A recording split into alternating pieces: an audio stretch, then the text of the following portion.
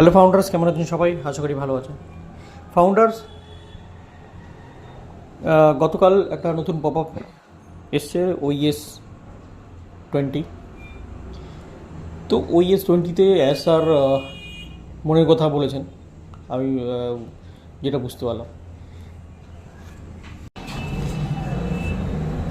Ash মুভারে sir এখন অবধি যা ঘটনা ঘটেছিল সেটার একটা শর্টকাট ব্যাখ্যা দিয়েছে। তো উনি বলছে যে আমি এতদিন চুপ ছিলাম, কিছু বলতে পারিনি, বিকজ ইসিসির একটা কেস চলছিল, বড় একটা লিগ্যাল কেস, তার জন্য কিছু বলিনি। উনি, আমি বেসিক্যালি মানে মূল যেটা কথা বলছি, অ্যাকচুয়ালি উনি যেটা ওনার মনের ভাব প্রকাশ করছে, মানে হয় না একটা অনেক কষ্ট প্রকাশ করছে, তো সেগুলো তো সব আপনাদের পাই টু পাই বলা যাবে না।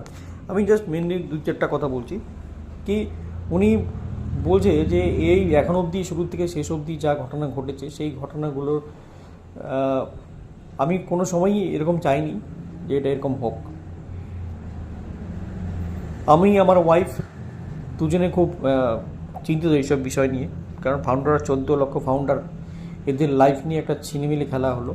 কারণ আমরা সব ওভারঅল বিজনেসটাকে সব পেমেন্ট গেটওয়ে সমস্ত কিছু আমরা দুবাইতে সেট করেছিলাম। দুবাইতে সেট করার পর দুবাইতে যে মোহাম্মদ কামাল ছিল আর থমাস ছিল, তো এরাই সব সর্বসেবা ছিল ওখানকার। আর আমি আর আমার ওয়াইফ মালিক ছিলাম, কিন্তু সমস্ত কিছু অথরাইজ ওদের থাকা ছিল, আমার কিছু অল্প কিছু অথরাইজ ছিল। এবং শেষ পর্যন্ত যা ঘটলো ওখানকার সব পেমেন্ট গেটওয়ে সব পেমেন্ট রিসিভ করার পর শেষ পর্যন্ত যা ঘটলো সব আপনারা জানেন। লাস্ট পর্যন্ত ওরা কী করলো আমার সাথে, আমাদের 14 লক্ষ ফাউন্ডারের সাথে।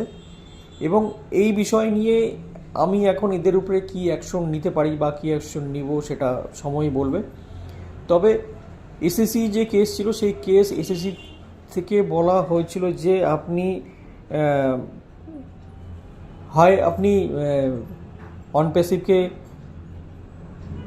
নাম চেঞ্জ করুন, না হলে আপনি দ্রুত অনপ্যাসিভকে অন্য বিজনেসে আপনি সবাইকে এন্ট্রি করান। নাম চেঞ্জ করার জন্য ওনাকে ফাইন করা হয়েছিল যে উনি নাম চেঞ্জ যদি করতে হয় তাহলে কিন্তু 2028-এর আগে নাম চেঞ্জ করতে পারবে না, নতুন নাম দিয়ে ওনাকে ব্যবসা করতে হবে। কিছু ফাইনও করেছিল, সেই ফাইন দেওয়া হয়েছিল। তো 2028 তো ওখানে অনেক দেরি, তাই স্যার রিসেন্টলিকে আমরা নতুন একটা বিজনেস করে আমরা সঙ্গে সঙ্গে সবাইকে এন্ট্রি নিয়ে আসতে পারি কিনা, যেটার নাম ভিক্টরি উইথ অ্যাশ। ওকে, এই ভিক্টরি উইথ অ্যাশে যারা যারা এন্ট্রি নিয়েছেন এখন অবধি, কেওয়াইসি করেছেন, এদেরকে স্যার অন্য নজরে দেখছেন, কারা এরা এখনও স্যারের সাথে আছেন, অনপ্যাসিভের সাথে আছেন।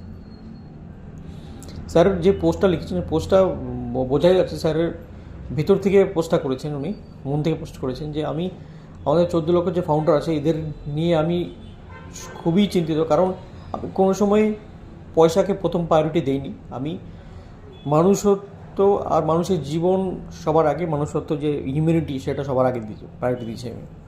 কিন্তু আমার সাথে যেটা করলো সেটা এটা মানে পয়সাটাই আর আগে মহত্ব দিল, পয়সা নিয়ে কিন্তু এরা ছিনিমিনি খেললো 14 লক্ষ ফাউন্ডারের সাথে।